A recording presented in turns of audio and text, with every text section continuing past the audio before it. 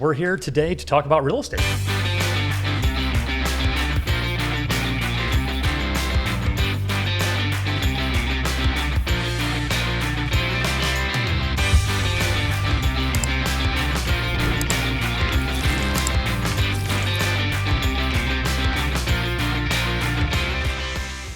Hello and welcome back to the Real Estate Unlimited podcast. My name's Sierra Steinmetz. Brian Schuby. Carrie Steele. Bill Jones. And we're the Jones home team. And this is episode 26. This will be coming out on St. Patty's Day. That's the green. Where's your green, Bill? Most of the way around anyway. I must not have got the memo, so right. You can't see my green right now. Kind of weird. It says we're a shade of green. It does say that, yeah, I'm mysteriously right on the notes, so I think you added that after I looked at them, though. So, yes.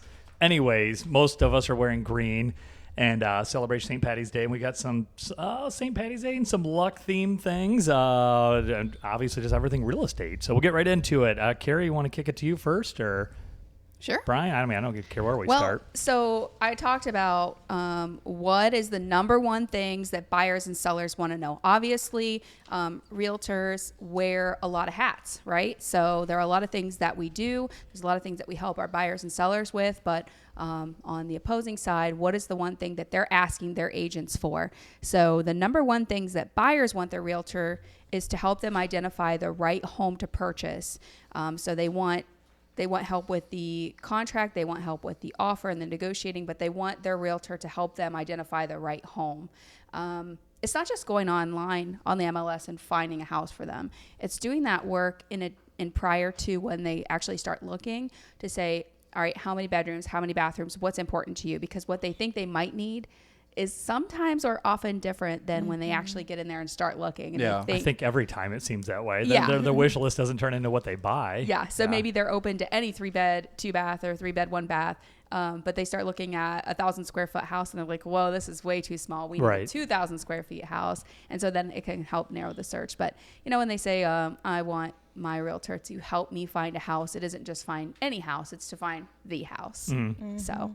Well, just this weekend, we had that conversation with a couple of you, Brian especially. Someone goes through the whole wish list of I want A, B, C, X, Y, Z. And it's like, oh my, look, so you want that unicorn house, right? So we'd love to help you find it. But yeah, that's, I think that does morph a lot. We've had that a lot of times too. People, I will only buy a single story. It's got to be a single story. And then lo and behold, they buy a two-story. Yeah, 2 stories. Like, well, what? Like, that wasn't even on our radar. Of course, I wasn't introducing that because you said explicitly I'm not buying a 2-bedroom or two stories. So yeah. And so oftentimes if I am looking for a specific client, they tell me their wish list and they tell me specifically something they do not want. Like, I do not want a large yard because I don't want the maintenance. Then I would send them the house and say, look, I know you said you don't want a large yard with maintenance, but this has everything else on your list. It's worth, taking a look at. That way.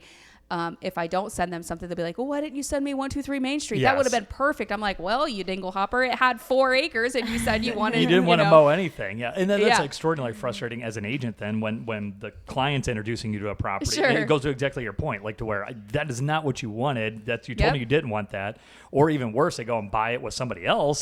Like, oh, you didn't show me that property or you didn't introduce it. Well, you said you did not want that. Yeah, especially price point. Yeah. Oh, yeah. They say they're very specific on a price point. Yeah, I'm not going to go over X and then they're $50,000 price past that then. Yeah. So then on the opposite side, sellers, what are sellers looking for? Sellers, by this point, most of them have already been through a transaction before, so they don't lean on as much for the stuff that a new or first-time home buyer would. However, they want to know, what can I do to get my house ready to sell? What's the number one thing that I can do to get this house sold the fastest and to the right buyer? And the right buyer doesn't always mean the most money. It's the right buyer for them, meaning the terms are correct. Right. Maybe there's no home sale contingency. Maybe it's a quick cash sale.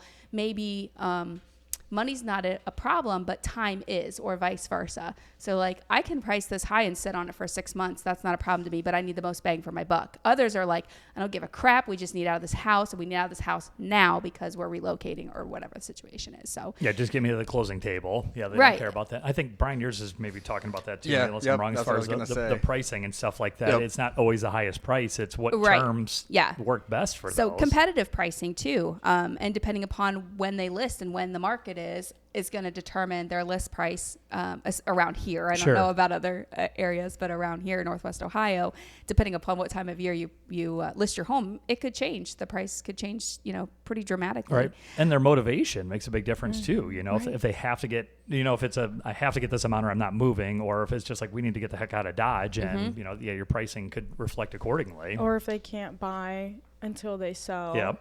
Something like that too, and making sure that's a competitive price if they're on a deadline for their purchase and Right. you're trying to sell their house and you're way over the mark on it. It's going to sit there, and then you run into a lot of issues with that domino effect. And you may have somebody that's priced themselves out of the market, and so they're going to sit for 6 months or a year till they find that unicorn buyer. Yep. Same goes for the buyer, but it also goes for the seller.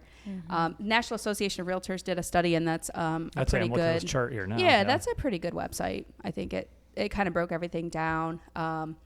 Whether it's up to date or not, I'm not 100% sure, but National Association of Realtors, created this graph, and I think too, like helping your buyers and sellers determine what best fits their needs, regardless of what comes out of their mouth. I think. Well, you're pretty right. That's across the board. Help find the right home for the purchase, and is by far the highest percentage then too. And then negotiation, because that again, if you're finding the right home or finding the right buyer, the number one thing that I read through that, kind of BS as a real estate agent is negotiation. Yeah. All that's negotiation. Finding the right buyer, finding the right house, negotiation. Yeah, So, making the deal happen then. yeah. So help me with the paper. This is where agents get stuck on a lot of time. Help me with the paperwork, help me with financing. I mean, that's all vitally important, gets you to the closing table, but they're more worried obviously about the house. They don't care about, that's why they hire us. They don't want to worry about all the other BS. They just want to know that you find me the right house and let's figure the rest out then. Yep. The chips should fall in place then. Yeah, so that's what I got. Cool. Well, I like it. Well, I guess again, hire a good real estate agent. There's all kind of charts on this here. Sellers, what All sellers charts want and most. graphs. What was this one here? Sellers with homes specific to their time. Yeah, frame again. What's their motivation? Pricing a home competitively. Yeah. So you tell me the estimates aren't exactly right. Help me find a buyer for the home. But yeah, I guess time frame is the most important part. Again, going to your point, Sierra, it's just what do they have going on? If they've got to sell, then they got to make that all work. So Total sidetrack. Zillow just came out the last 5 days or something and said that their Zillow predictions for the market are lower for 2025 than they initially thought. Oh, they're rolling back their they're rolling back percentage their- increase. I think I Yeah. saw something about that. Yeah, Yeah. because it was originally 3 or 4%. I think they rolled it Yeah. back to 2, or I don't remember what it was. it was Something percentage increase. Again, it's still increasing. So all you still It's waiting. still increasing, Yes. and it depends on the market that you're in, Yeah. because there are larger housing markets that have already hit that surplus and came down, but there's others that are still climbing up because Right. there's not enough homes on the market. Yeah, we're just which going to is drive our the area. pricing up. So Yeah. that's we beat this horse to death with them. Everyone waiting for the pricing to drop. It's not the percentage of increase may be dropping, Right. But it's still going up. Right. So yeah. All right, Shub, what do you got? Yeah, so I picked the lucky number 7 here for St. Patrick's Day, and I just got the seven common myths about real estate. So, Carrie, I'm going to start with the one you actually had mentioned. The highest offer is always the best offer, and as we all know, that's not always true. There are other things that go into an offer, closing date, possession date, what all inspections they're doing, and all those sorts of things. And like what you said, maybe if someone's time frame doesn't work out for what the highest price offer is, maybe they elect to go with a little bit lower priced offer to get their time frame that they need as far as the next steps then for them. Which it is frustrating for a buyer. They always get that. Like if they know they have the highest price, like, well, how did I not win? I went 10,000 over asking. And it's, of course, we can't. Even if we know the details, you can't share that a lot of times. Yeah. So it's not always price. So price isn't always going to be king. Yep. And that's one of those, like, sometimes, if you're like, I always go to an agent before I write an offer sometimes, and I'm like, hey, is there anything that would make this offer, we can do to make our offer more appealing? And sometimes they're like, hey, look, their time frame is important to them. They need this and this to get to the next place, and and that maybe sometimes helps if you can line those up right for them. That's what makes you a good agent, Brian. All of us, and you make that extra effort and call instead of being the agent where you write an offer email it, never let the other agent even know they have an offer, and then it's like, of course it's not going to. Yeah, I mean, what does it so. take, a 5-minute phone call or send Not a couple even, texts, Right. to try to just ask, hey, is there anything we can do to make our offer a little what's bit important to the better? seller? Good answer. Good answer. Yes, right. What can we do with that? So I'll go back to the number one here on the list. You must have a 20% down payment to buy a home, which I know we all know that is not true. You know, there's loans out there that are 3.5, even 0% down loans that buyers can get. And again, you would need to talk to your local lender to try to figure that out. Then, you know, what loan program is best for you. That's still a huge misconception. We still to this day people call thinking that. Then. Yep. Which, I mean, again, putting 20% down may save you from the PMI or the private mortgage insurance, but you know, if it offsets something else, maybe you can't afford 20% down. You know, it doesn't mean that you can't not buy a home either. So absolutely. Yeah, if you can do it and get away with it, absolutely. You know, avoid that PMI. That'd be awesome. Number 2 here, the best time to sell is in the spring. Traditionally, obviously, we all know spring is usually a busy season for us. But however, homes do sell all year round. It's not like things just completely stop. So it's just something to keep in mind for buyers and sellers then while they're looking to sell then too. Overpricing your home leaves room for negotiation. I think we all know, Carrie, I know you've been dealing with somebody that looking like that or wanting to, hey, we want to price our home here. And you're like, hey, our home, I think your home needs to be priced here. Obviously, it doesn't necessarily leave room for negotiation because there are buyers who will just not even look at your home because, you scare them away. Hey, why the heck is this home $20,000? I don't want to offer $20,000 less than what these people are asking. I don't. Let's just not even bother with it. So it's always best to, price your home correctly or, competitively in the market. And then maybe, who knows, if you price it competitively, maybe you get a couple people fighting over it. So it actually would drive that the price up. Then. Yep. Yeah, that's a tough conversation. Well, they'll just make an offer. But to exactly your point, if you're so far out of whack, they don't want to insult anybody any more than they have to. Yep. So that's one of those, I would, instead of, hey, let's price our home higher and, someone come in lower, it's just better to price it competitively and hope that price it right. You get multiple offers too. Real estate agents are overpaid for easy work. Definitely. Man, I agree 100%.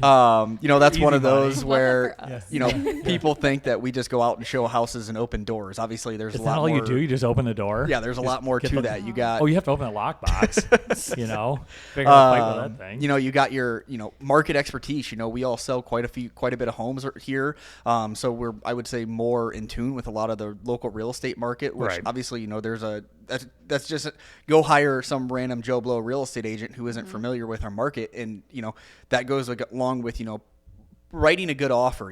If they don't even know what the market's like here, how are they going to put you in the best position? Or they could, if you're a buyer, they could put you in a position where you're paying way more for the house than you need to because they don't know the market. So. Same with if you're listing your home with an out of area agent or something like that. We've seen it lately. Leaving dollars on an the hour table or so away, and then they're listing these homes here, and it's like. Yeah, and they're overpricing them, and the houses are sitting on the market for 3-6 months. Yeah. Most of the ones sitting there are out-of-town agents that that are just priced out of whack then. Yep. So again, we inspections, we can help walk you through. We can make recommendations on inspectors, lenders. We do know we have a huge sphere of people that we know. So it's not just, hey, we're opening the door for you. There is more to it than that. So I think for a short minute there, post-COVID and when things are just on fire, I think I don't know if there's never been easy money, but there's a lot more transactions happening. I think if you're just in the market, you had a chance of getting it done. But I would definitely say we're not overpaid and underworked, Yeah, I mean, again, we all work late hours too. It's not like we just, go to work at 8 and leave at 5. It's on call 24/7. Yep. Yeah, you're answering the phone or shooting texts at 8 o'clock. I was texting, I think, a couple lenders last night at 9 o'clock at night. So,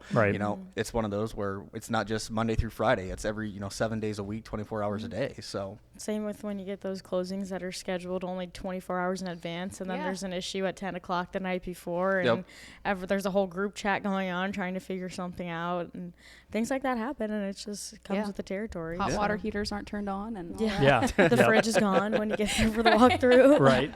Which again always goes back to making sure you have a good agent, especially a full-time agent would be ideal, someone that can be available and has the connections to get the job done then.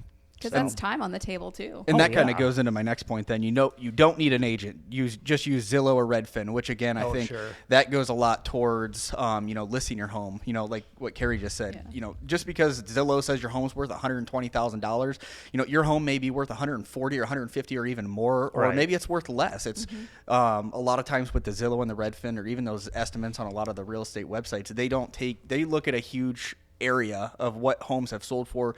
They aren't going into your home and seeing, what updates you've done or what updates you haven't done. So I think that's important. For good or bad. They did improvements, or the place is a hot mess, and Zillow doesn't know that from looking at it from a Google map. So I wonder how they do that in big cities, where you turn the corner and there's just a completely dilapidated house with, boarded up windows, and then 2 houses down is like a mansion that's just beautiful refurnished house. $2.1 million.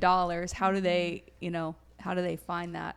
I think it's just whatever little algorithm they have. I know. Like you said, they go, what's the whole market price per square foot, or whatever the little bot comes up with. Yeah, so that seems silly. And then my last one here, which I know we talk about all the time, is you should always wait for the market to crash before buying. Yes. And again, like we've all said before, I think it's, the situation that works best for you and your family at that point in time is probably the best time to buy.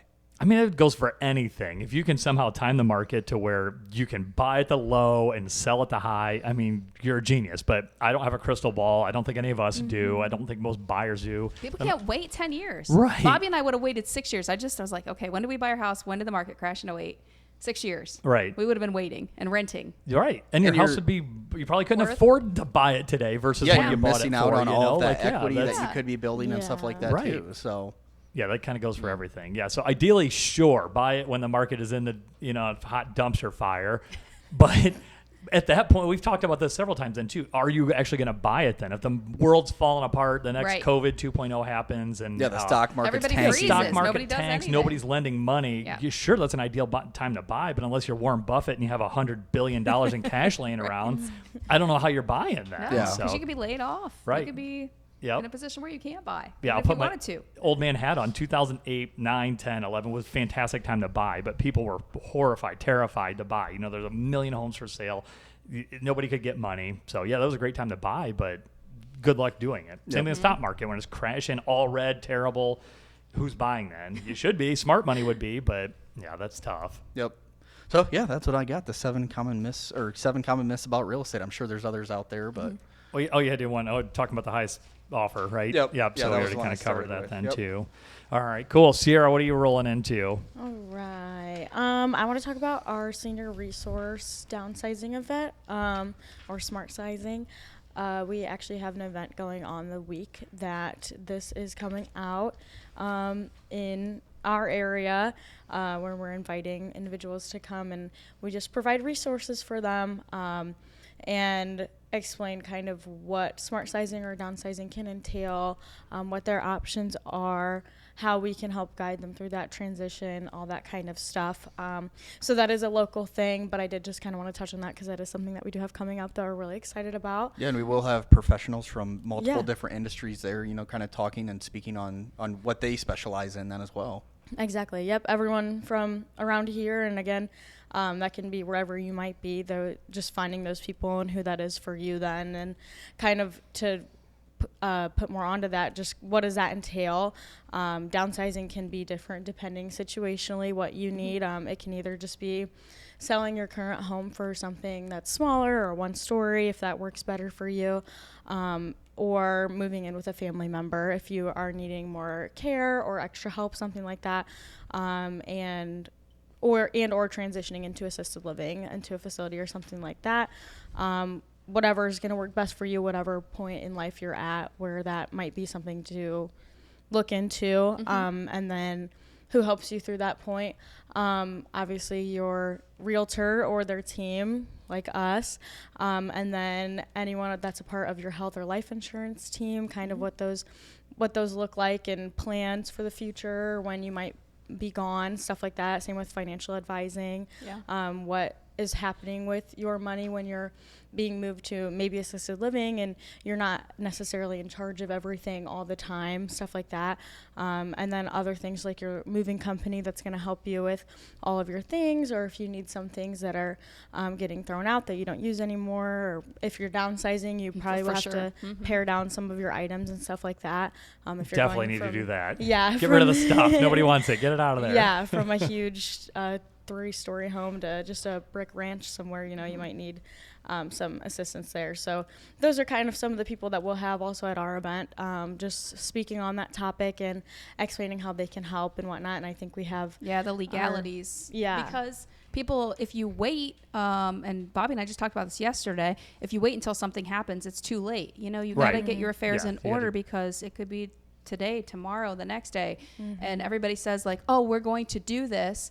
But then a year goes by, 2 years goes by, grandma or mom or whoever starts to get a little worse. And it's like, do these things while everybody's healthy and well and able, so that you're not scrambling later down the road. Right. And nobody really enjoys having these conversations. Not at all. But like you say, unless you're prepared for But it if or you're starting to work towards it. Right. that's the best time to do it because you're just setting up a business plan for your family. It's Right. it's Exactly. nothing more than that. You're setting up the business side of your family. Saves them a lot of heartache and Everyone. No one wants to have to go through probate and all of that just to get something that was once yours and now everyone's fighting over it or whatever, because sometimes it does get hairy like that. And just for me personally, if I was the one that was coming to my end of life, I would rather have it set up so everyone else can just not worry about it and take their time to grieve and do what they need. Right. Plus, you make sure you're getting what you want too. Exactly. It is your stuff. You want to make sure where it's going is who you want it to go to as well. Your will. Yep, and then the part of it too is being smart sizing, not necessarily just because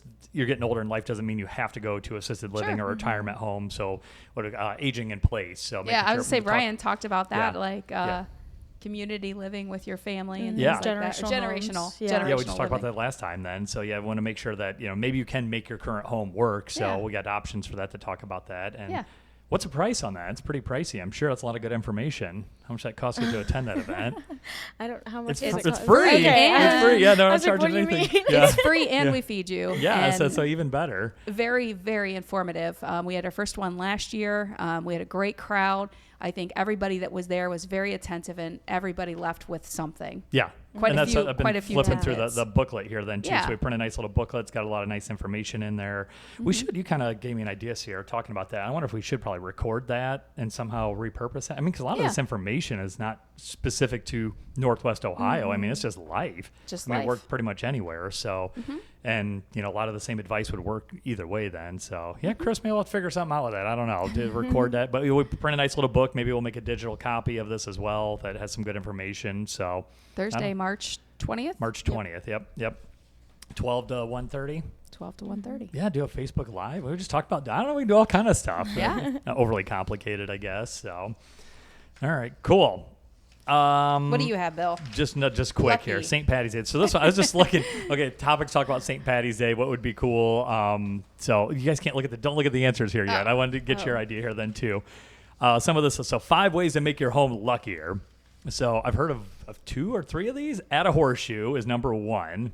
I'm sure you guys have heard that or seen that little horseshoe, Yeah. like over the door. But the thing I didn't know is if traditionally a horseshoe is believed to bring good luck and protection, hanging it above a door with the open end facing up, so it's to catch the luck, which I've seen them both ways, but I guess if you have it kind of upside down, then it's supposed to catch the luck. I don't know. That was cool. I don't know where that came from or whatever. This one I've never heard of. Place statues of elephants in your home. We're going to wait till you're gone and just run in there and the elephants Fill it all full over. of elephants. I don't know what. Nobody's heard of that one. I do feel like in like Asian cultures, maybe that is kind of more of a thing. You'll see a lot of that. Right. Well, maybe that's what. Yeah, because it says elephants, especially with their trunks up, symbolize strength, wisdom, and good fortune in many cultures. Are often placed near entrances to welcome positive energy. So, I don't know if he has his trunk down, if that's bad, or if I don't know. who knows? I'm probably insulting someone. I'm not meaning to. I don't know. I'm not sure what that means. So, paint your front door. Just good life advice anyways, but I didn't know that it brought good luck. Different colors have symbolic meanings. For example, a red door is thought to invite good luck and prosperity, while a blue door may bring peace and protection. So that was kind of cool. Never heard of these either. Incorporate lucky plants. This might be up your alley, Sierra. Incorporate bamboo, a money tree plant. I thought that was fictional. I didn't think there was actually it's cool. real. a money tree. Yeah. There's really a money tree. They look like little lily pads, almost like tiny Really? lily pads, Okay, or a snake plant. which are also Okay, so really Miss easy to take care Horticulturist, I don't even know what you want to call you, Miss Green Thumb here. What is the significance of that? Bamboo, a money tree, or a snake plant? They've just always been significant of luck or good energy and stuff like that, especially bamboo. Right. Because especially bamboo and snake plants are fairly easy to take care of. Like you kind of have to put an effort to not keep them alive. So it's so that's my kind of plant. right, They can't be yeah. killed. Yeah, put it in a corner somewhere or whatever. It'll bring you good luck and you have to water it. Well, like let's see if once the a week. internet agrees with you. Plants like bamboo symbolizing resilience and prosperity. A money tree associated with financial success, obviously. Snake plants believed to filter negative energy are all considered lucky. So That snake plants are another good one that is a pretty good air purifier. Yeah, that's really okay. Natural. Shuby, I don't hear you chime in on any of this. Okay, now this last one I'm going to say I don't agree with. I don't even care what it means. Get a goldfish. Why? What does that mean? How's that bring luck? like a koi, like a I don't know. It Like says a goldfish. Coins, whoever money, I Joe don't know. Benjamin is, he said get a goldfish. His number 5 is on good luck. Every kid at the fair. And so I had to search this out here. So get a goldfish. Goldfish are a popular feng shui symbol of wealth, abundance, and harmony. They are believed to attract positive energy, especially when kept clean and well-maintained aquarium. That's the crux right there, is my kid's winning this stupid fair goldfish, and then someone's got to take care of them, namely Dad, and keep that stupid tank clean the whole time. So it did not bring me any luck. They still died. Yeah, I've never had any good fortune with We kept them those. alive for years, but so apparently that's good fortune. So there's your St. Patty's Day stuff. I don't know. I'm glad you guys all wore green. Thank you. Yeah, you're Glad somebody welcome. could contribute then. That thing didn't fall on your head, Sierra, so we did good. Should wrap it up there. All right, well, let's say that's episode 26 in the bag. Check back next week, episode 27. Don't know what the topics are, but I'm sure they'll be interesting, real estate related. Thanks for stopping by. Do all the things, like, share, and we will see you then.